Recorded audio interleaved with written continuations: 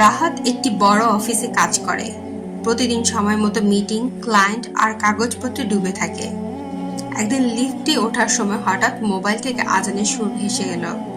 চারপাশে অনেক মানুষ, কেউ পাত্তা দিল না, কিন্তু রাহাত চুপচাপ দাঁড়িয়ে আজানের উত্তর দিল। এক সহকর্মী অবাক হয়ে বলল, তুমি ব্যস্ত থাকলেও উত্তর দাও কেন?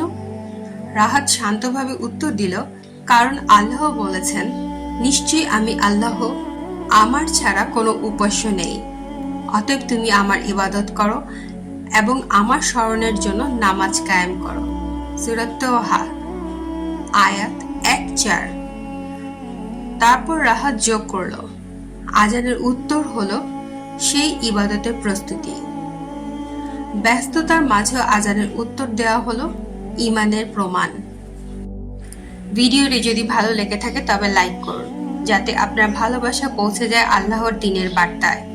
কমেন্ট করুন নেক আমলের নিয়তে, যাতে অন্যের ঈমান জাগ্রত হয়। আর শেয়ার করুন সওয়াবের অংশীদার হতে, কারণ জ্ঞান ছড়ানো একটি ইবাদত।